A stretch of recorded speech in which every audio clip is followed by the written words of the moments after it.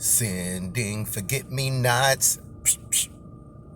I want you to remember. Sending forget-me-nots. Oh, sorry, everybody. Welcome to another episode of Trek Canon. Today, we're going to be talking about Season 3, Episode 4 of Star Trek Discovery. Forget-me-nots. Sorry, every time I hear that title, I think of that old 70s classic. I think it was early 80s classic, Forget-me-nots. So if y'all haven't heard it, look it up. It'll make your day. So let's talk about this. Now, I feel like I'm in sort of a conundrum when it comes to Star Trek Discovery now, because I've seen 2 episodes that I liked and 2 episodes that I did not like. I mean, like the spectrum of the difference of my like of these 4 episodes is just so vast. But at least that's good. At least it's not all 4 episodes. I was like cringe, but I dug this last one, Forget Me Not. So let's talk about it. Let's talk about it through the perspective of canon. So we start the episode off where we left off on episode 3. So Tall, or the symbiote Tall, was talking to the crew and everything. And what I found interesting is that they had seen a Trill before. And that fits. At first I was thinking, how would they see a Trill? This is before Kirk days. But if you remember the episode, the Trials and Tribulations in Deep Space Nine, Dax was very familiar with that time. Okay, because she lived in that time. So they had Trill representation in the Federation. Well, maybe they maybe not have been part of the Federation, but they had Trill representation even back during those times. So to see a Trill would not have been, I guess, probably been unusual, but it wouldn't have been impossible. So that's fine. Now we're told that most of it, okay, it's going to be spoilers, everybody. It's going to be spoilers. Y'all know how I roll. Now we're told that during the burn, all of the Trill were destroyed, because Trill normally are on starships. You know, they get joined and then they go on starships or go on ships and go out and do their thing. So that's understandable. Now, they get a lot more into the story of Tall. And in doing so, they got a lot more into the story. They expanded on the universe of Trill Society. And I was very glad that they did that, because the last thing that we heard of the Trill Society was in Deep Space Nine. And as a matter of fact, they got a chance to go back to the Trill homeworld. And the last time we was on a Trill homeworld, I think was in episode Equilibrium in Deep Space Nine, where Dax had to go and commune with her symbionts, which was cool, because they kind of kept that in the same vein. They handled it. I love that word. It tickles my mouth. They handled it differently with this episode of Discovery, as far as what happened when they go into the pool and the neural connections and all this kind of stuff. And I really, really dug their visuals of her mind. That was really nice. And I'm gonna have to say, if some tentacles was following me, I'm gonna run too. That's my first reflex. Tentacles following me, I run, because that never works out well in hentai. Anyway, so Burnham goes with her to the planet, and it's recommended by the doctor. Now I'm going to skip over a little bit.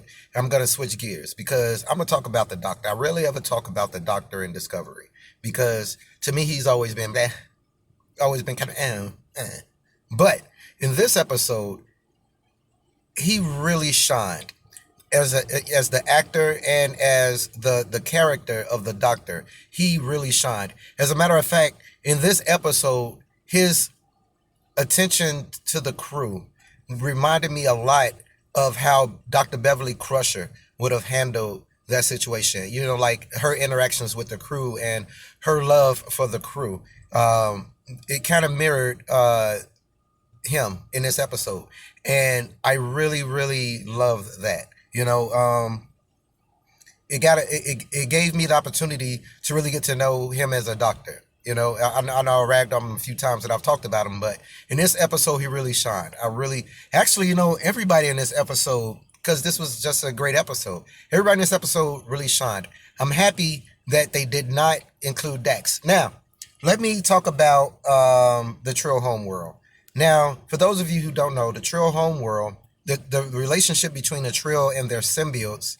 Okay, I'm gonna try to talk about this without having Stargate flashbacks, because when I'm gonna jump a little bit ahead, but when the original carrier of Tall was injured and was laying on a deck, I was thinking to myself, "Come on, Junior, you can fix that. It's just a little piece of glass, man. You can fix that, Junior." And then I was thinking to myself, "No, nope, nope. Junior is Tilks. Junior is Tilks symbiote, and the symbiotes don't do that in Star Trek. They only do that in Stargate." So I had to get myself back together. But it goes into why she lost her memory. And it was a really good reason why she lost her memory. And it is possible, totally possible, if you have not been trained to accept a symbiote, that you would be confused. If you, even Trill would be confused. If you remember Esri, one of the reasons that she got out of Starfleet and tried to track down Cisco is so that he could help her ground herself, because she was everywhere when it came to her symbiote. Hey, do I like Ractagino? I think I like Ractagino. I might like Ractagino. She was just kind of everywhere. And she was a Trill, you know? So you have to kind of go to their Trill's initiate school to be able to keep yourself, keep your character when you're joined.